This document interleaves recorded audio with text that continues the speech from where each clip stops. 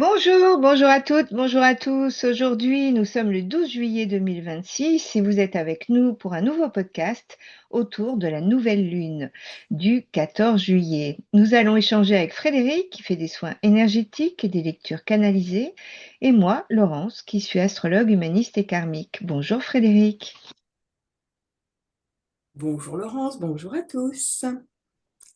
Qu'alors pour cet enregistrement? Nous souffrons tous. C'est une vraie lune d'été, à n'en pas douter. Je Ouais. commence? Oui, je te laisse avec joie commencer. Alors, j'ai été surprise d'être tout de suite propulsée dans une espèce de vif du sujet relationnel, communicationnel, comme s'il s'agissait de mettre des éclaircissements, comme si nous ne pouvions plus cheminer, collaborer, partager, vivre ensemble avec des choses fausses, avec des non-dits, avec des choses qui sont devenues trop lourdes à porter, soit dans nos agissements, nos façons de vivre en commun, soit peut-être parfois avec des choses qui n'ont jamais été dites et qui demandent à l'être. Euh, Tout de suite, j'ai été amenée dans cette direction. La notion d'exprimer ce qui nous tient à cœur, euh, sans précipitation, j'ai envie de dire, sans revendication, sans excès, mais justement ressentir que maintenant le temps est venu, comme de lâcher des choses. Il y avait le mot vidange qui venait, qui n'est quand même pas un mot très glamour, mais quelque chose justement qui a besoin de se délester. Euh, Comme si aussi, alors c'était très étonnant ce principe de va-et-vient, comme si se libérer, se délester de choses qui encombrent ou qui doivent être dites désormais allait faire plus de place pour que nous puissions entendre notre petite voix, nos intuitions, euh, ce vers quoi l'être, l'âme cherche à nous diriger. Euh, Moi, j'ai la sensation qu'il y a cette notion à la fois de prendre davantage conscience de notre côté émetteur-récepteur, ce qu'on reçoit, ce qu'on capte, à quel point on peut aussi avoir, on pourrait dire du feeling, hein, pour dire les choses au bon moment, à bon escient, et à quel point ça peut être nécessaire et voire même transformateur, à la fois pour soi et pour l'autre ou pour les autres. Et en même temps, bah voilà, cette notion de trouver les mots justes, aller au bon endroit, euh, euh, ouvrir peut-être des espaces secrets, des choses qu'on n'a jamais dites, des choses qu'on n'a jamais pu exprimer. Prêter attention à ça, à ce qui a besoin d'être dit, comment on va le dire, et en même temps, bah, à quel point ça pourrait faire de la place justement pour nous permettre de ressentir à quel point plus on est dans notre intuition, dans notre ressenti, et plus on ose l'exprimer, meilleur c'est pour nous. Qu'est-ce que ça vient dire, ça? Bah, écoute, en effet, je trouve ça intéressant parce que cette nouvelle lune en astrologie, donc elle est conjointe à Mercure. Donc Mercure, c'est vraiment celui qui nous parle de communication, d'échange, de lien entre les mondes, hein, Ah, entre le monde intérieur, le monde extérieur, entre l'Olympe et la Terre. C'est quand même l'un des rares dieux qui fait des allers-retours, tu vois. Et il est en cancer et il est rétrograde et il a une posture très particulière dans cette nouvelle lune parce qu'il est lors d'une rétrogradation, ce qui est important, enfin en tout cas quand on étudie la rétrogradation, c'est le moment où il fait une conjonction au Soleil parce que c'est le moment où on va comprendre quel travail Mercure vient nous demander. Et sa conjonction au mhm. Soleil se passe le 13 juillet, autrement dit la veille de cette nouvelle lune. Donc elle est complètement D'accord. imprégnée de ce moment-là, de cette clé-là, qui est un temps de révélation justement de ce qui est à nommer. Et le cancer, c'est tout ce qui est relié. Alors on dit que c'est le signe de l'âme, que c'est le Hmm. signe de nos racines, que c'est le signe du clan, de la famille, du cocon, de notre besoin de sécurité, de se retrouver. Et il y a quelque chose de particulier dans le message par rapport à justement notre passé, notre enfance, parce que c'est aussi le signe de l'enfance. Et donc, en effet, il peut y avoir une autre compréhension, enfin moi j'y voyais plus une autre compréhension de son passé, une autre compréhension justement de nos relations, et donc de nommer nos besoins, le cancer c'est aussi le besoin, de nommer nos besoins plus clairement, plus précisément. Mais ce qui est particulier, donc si tu veux, ça correspond vraiment à ce que tu dis, c'est-à-dire il y a quelque chose du passé qui peut se défaire, mais à l'intérieur de nous, en douceur. Par contre, au moment où on se parle, là, 10, 11, 12 juillet, Mercure est conjoint au Soleil, est proche du Soleil, mais il n'est pas passé au centre du Soleil. Et d'après les anciens, quand Mhm. une planète est proche du Soleil, elle est brûlée par le Soleil. Alors que si elle est sur le Soleil, Mhm. elle permet de rayonner. Le Soleil l'aide à rayonner au centre. Donc là, tant qu'elle est proche du Mhm. Soleil, c'est comme si notre mental était brûlé. Alors moi, je trouve ça tout à fait dans une bonne temporalité avec la chaleur que nous vivons tous, hein. On est tous un peu, Carrément, on a l'impression, enfin pour beaucoup, que notre cerveau a fondu en même temps tout à que fait. le soleil brûle nos maisons. Et donc, c'est vraiment ça. Et je pense que justement, à partir de demain, euh, on regardait la météo, en tout cas en Bretagne, il va y avoir des orages, mais ça correspond assez à ça, c'est-à-dire que ça y est, Mercure est passé. Et les révélations vont être faites, vont être données sur la révélation dans le sens où un voile se lève et on comprend mieux son histoire, on peut voir son passé autrement, on peut comprendre nos relations différemment. Et en tout cas, on peut peut-être que ça passe tout simplement par ce que tu disais, c'est-à-dire une communication différente. C'est Mhm. réussir à être plus authentique, réussir à dire, à se connecter à nos besoins. Parce que pourquoi est-ce qu'on n'est pas très authentique? Parce que très souvent, alors oui, quelquefois on a du mal à parler, mais parfois aussi on ne sait même plus ce Oui, dont on a vraiment ce dont on besoin a ou ce besoin, qu'on a bien sûr. vraiment envie de dire en réalité. On est un peu perdu. Et donc là, il y a quelque chose qui se révèle, je trouve. Ouais, c'est ça. Ah oui, c'est intéressant parce que tu vois, le thème des lectures qui va venir de mon côté en consultation, c'est ça qu'on m'a demandé de regarder. Que désirez-vous? Mm. Donc on est vraiment sur les besoins, en effet.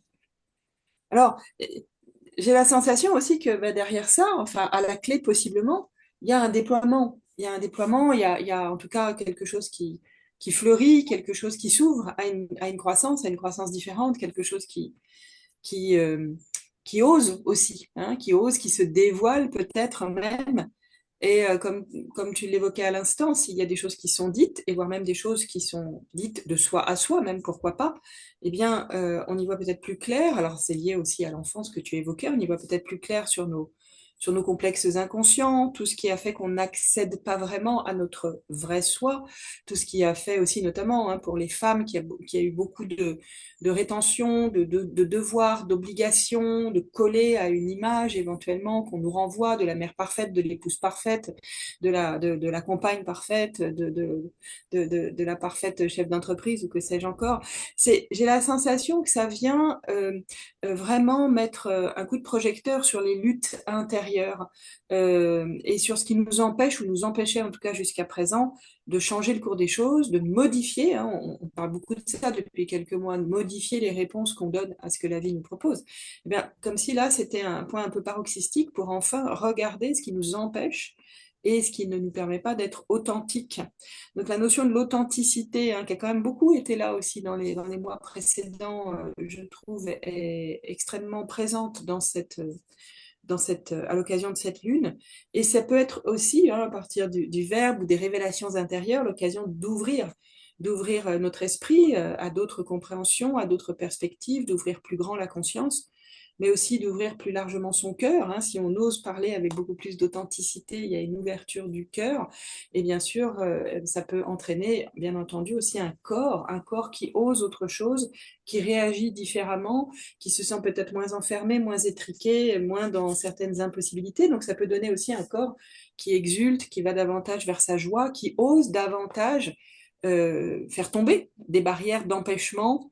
J'ai l'impression que ça pourrait aussi signifier oui, des changements d'énergie à l'intérieur du corps, des montées d'énergie d'une autre nature, et quelque chose qui permet enfin de dévoiler tout son potentiel. Et je rebondis tout de suite sur l'information qui est venue derrière parce que tu l'as amené et que ce propos-là aussi l'a présenté.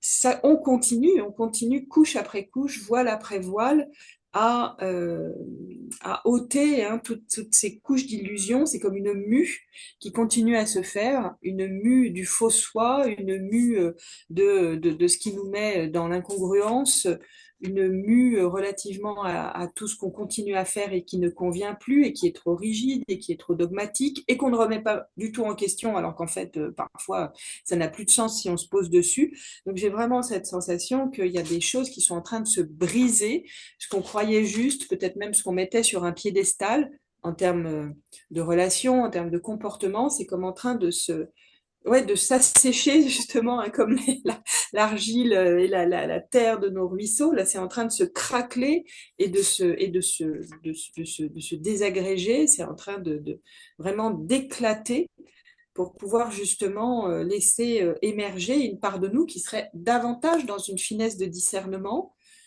certes beaucoup plus vulnérable. La vulnérabilité, elle est partout en ce moment, au travers de la météo. Voilà, la vulnérabilité, on y est quand même bien confronté. Là, on est très démunis en fait, dans une certaine mesure.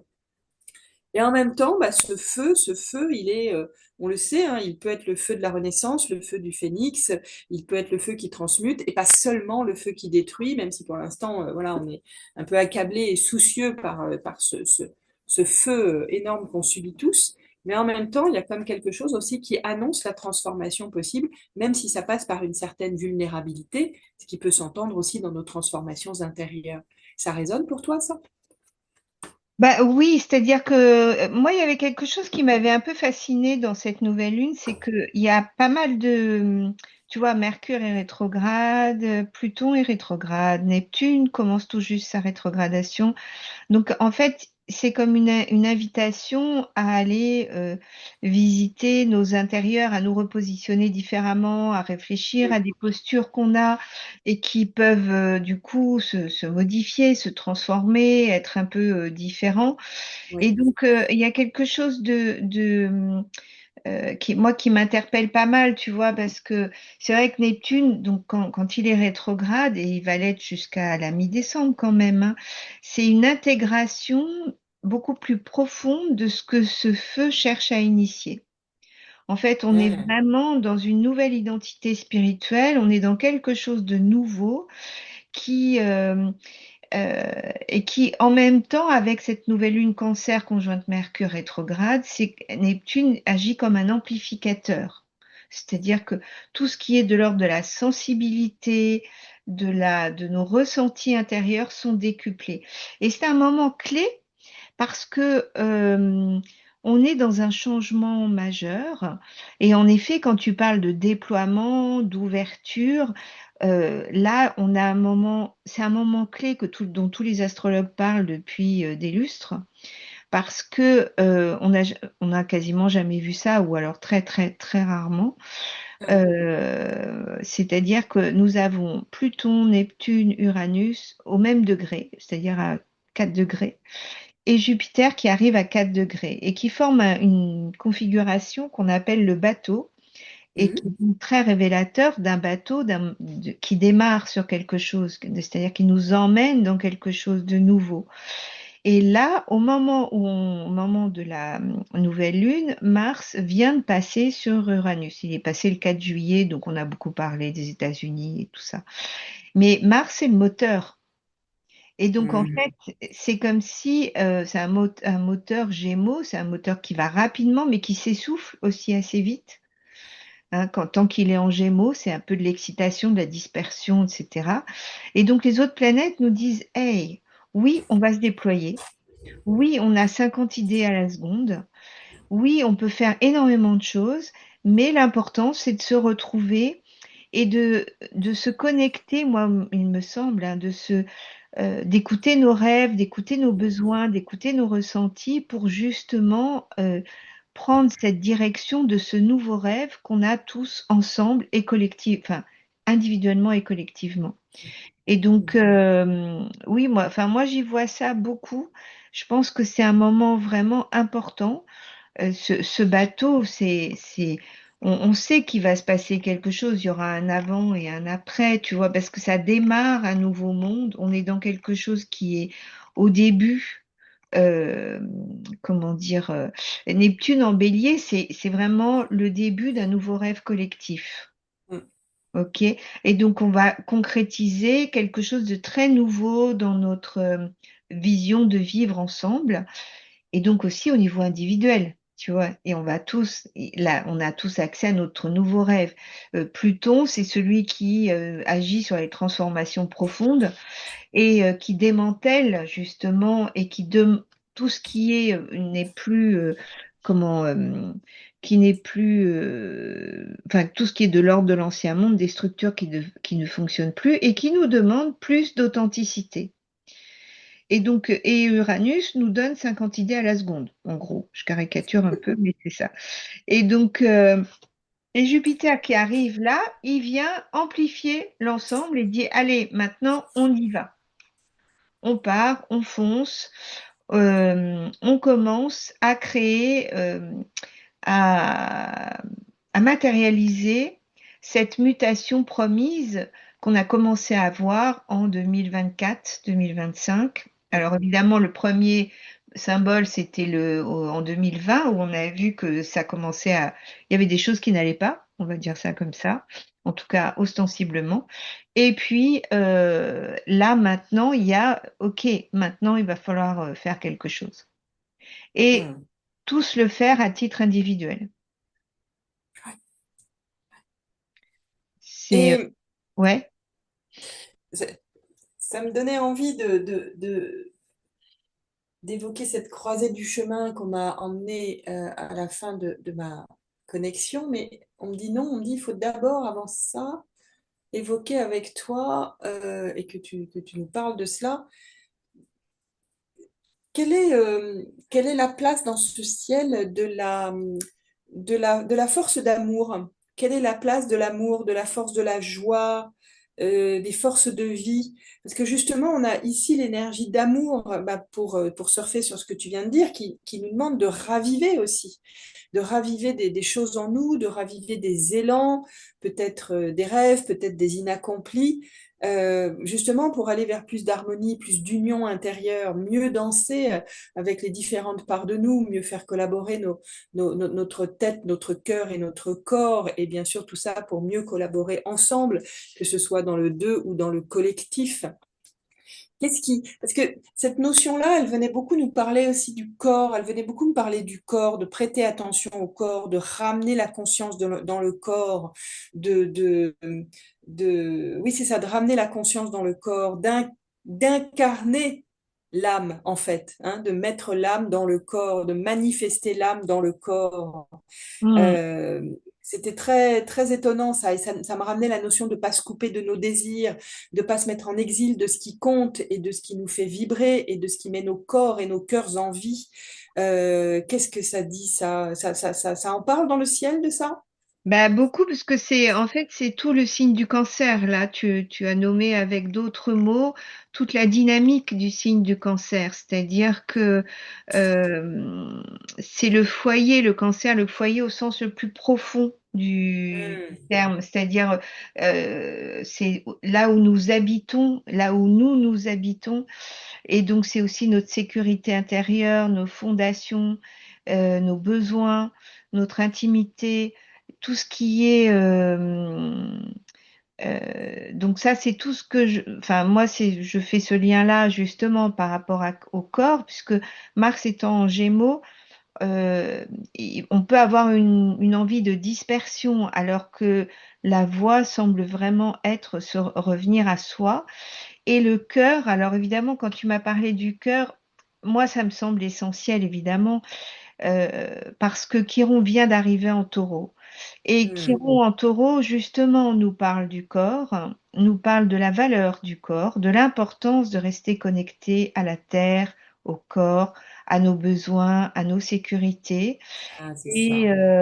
Et le taureau est gouverné par Vénus, c'est-à-dire l'amour. Et en gros, ce que Chiron vient nous indiquer là, c'est que si nous n'aimons pas, avoir conscience est une chose, mais la conscience sans amour n'a aucun intérêt.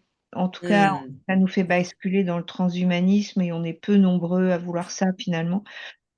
Et enfin finalement, au début aussi. Et je pense que c'est de ça dont ça parle, si tu veux. Et ça va Hmm. s'accentuer. C'est-à-dire, quand tu as dit ça, je me suis dit, ah, elle nous parle de la pleine lune. Mais là, c'est même Une pas fois de plus. c'est même pas la lune, tu nous parles de l'éclipse. Et de l'éclipse du 12 août. En Oh fait, là. on est déjà dans cette dynamique du 12 août qui va se passer donc dans le signe du lion, du cœur, de l'amour et du soi, tu vois. En fait, et en effet, tu as raison Hmm. de le nommer là, puisque, en fait, Chiron étant le passeur, il est celui qui va nous prendre par la main pour nous dire, hey, n'oubliez pas l'amour, n'oubliez pas le corps. Nous, Hmm. revenez à vos ressentis, à vos besoins, prenez soin de vous. Vénus est en Vierge, donc il s'agit en plus pour Paris, elle sera en maison 12, donc c'est très intériorisé, c'est très euh, soyons à l'écoute de ce dont nos corps ont besoin, avant toute chose. Alors c'est vrai qu'avec la chaleur, on se dit, mais certains sont Hmm. déconnectés au point où ils oublient de mettre le ventilo, ils oublient de boire, ils oublient de se mettre un peu à l'ombre ou ce genre de choses. C'est-à-dire que Ah, là, on est vraiment rappelé de écoutons-nous, écoutons-nous ce dont on a besoin. Et ça, c'est très important parce que, alors oui, par rapport à la c'est ça. chaleur, mais plus que ça, plus que ça. Hmm. C'était amené par une information très féminine, en fait, ce propos-là chez moi. Parce que, oui, c'était amené par l'information intuitive réceptive. Soyons vraiment dans notre intuition-réception sur ce qui est bon pour nous et sur ce qui nous convient à l'instant. Donc, on Mm, voit aussi, probablement à travers Vénus pour toi sur les astres, mais c'était vraiment amené par une voix vibratoire, très dans un mouvement féminin. Alors oui, comme bah, voilà, pour clore, enfin en tout cas de mon côté, pour conclure de mon côté, oui, on est à la croisée des chemins. Il y a à faire des choix conscients aussi hein, sur ce qu'on fait, sur ce qu'on vit, sur les expériences qu'on met en place, comment on s'y implique ou pas d'ailleurs. Et justement, ça met la lumière sur nos propres besoins. Euh, à partir du moment où on se connecte à nos besoins, d'ailleurs, est-ce qu'il n'y a pas un retour, tout à coup, un retour en grâce finalement hein, de ce qui fait palpiter notre cœur, de ce qui cherche à être aimé en nous, de ce qu'on peut s'autoriser à aimer. Il y a cette notion ici pour moi de l'amour en tant que lien unificateur, énergie, amour en tant que lien unificateur. Comment on va apprendre à se choisir, à faire ce qui est bon pour nous, se choisir avant d'être choisi, euh, décider pour soi au lieu d'avoir peur de parler, hein, on retrouve ce qu'on a dit au début de la conversation, au lieu de se taire, au lieu de vouloir plaire, eh bien, afficher ses couleurs dans le respect de soi, avant même de parler d'amour de soi, dans le respect de soi. Donc cette notion ici, elle ramenait, c'était à travers la sixième lettre hébraïque, hein, pour celles qui aiment et qui connaissent les lettres hébraïques, à travers Vav, ça parlait beaucoup de se relier avec soi, se relier avec le corps, et à travers cette reliance avec soi et avec le corps, se relier au divin. On peut se relier au divin, on est invité, j'ai l'impression, à se relier au divin à travers le corps pour choisir ce qui est bon pour nous, choisir de s'impliquer dans la vie à partir de cet être incarné, à partir de cette chair. Et peut-être qu'il y a cette notion de s'aimer, aimer la vie à partir de cette incarnation. Alors j'ai l'impression que beaucoup d'événements, chacun individuellement et bien sûr collectivement, sont en train de nous amener à aller dans cette direction. On revient à la notion du début de notre conversation, hein, beaucoup de remises en question, beaucoup d'échanges, peut-être aussi des choses à clarifier, ne rien garder, voilà, qui nous étrangle, et qui empêche une bonne circulation de la glande thyroïde. Outre toute la notion d'expression de soi, la glande thyroïde sur mon plan de travail, c'est la notion du donneur d'impulsion. Si la glande thyroïde est trop contractée, comprimée, comment pourrons-nous avoir l'impulsion de la transformation? En tout cas, choisir et se choisir me semble être une des notions aussi clés de cette lune. Qu'est-ce qu'on va choisir dans l'abondance, dans les différentes possibilités qui nous sont proposées? Une abondance qui parfois nous paraît justement ne pas nous laisser le choix, mais c'est précisément ça dont il est question. À travers ce qu'on croit être des non-choix, qu'est-ce qu'on va choisir d'être, de faire, d'incarner? Quelles sont les ouvertures finalement qui sont proposées à travers cette période un peu bousculante? Il y a des grands changements, des grandes bascules, des grandes transformations qui peuvent être initiées à partir de cette lune. Est-ce que ça rejoint tes propres compréhensions? Bah oui, parce que tu sais, une nouvelle lune, c'est toujours une nouvelle graine, donc il y a quelque chose qui est comme une promesse qui est faite, et là, moi, je trouve dans cette nouvelle lune, l'idée, la promesse, c'est de se faire cette promesse à soi-même, de se faire davantage confiance, d'écouter Mhm. ce qu'on ressent vraiment et Ouais, de construire sa vie sur une plus grande intégrité intérieure, en fait, d'être beaucoup plus connecté à soi. C'est une lune qui est beaucoup plus dans la profondeur, dans l'honnêteté émotionnelle. Ok, je ressens ça. Et c'est être honnête et authentique avec soi pour oui, et écouter ce qui émerge parce qu'il y a beaucoup d'informations oui, qu'on a recouvert de devoirs, d'actions, d'agissements divers et qui oui. sont là prêtes à être dévoilées, prêtes à se révéler.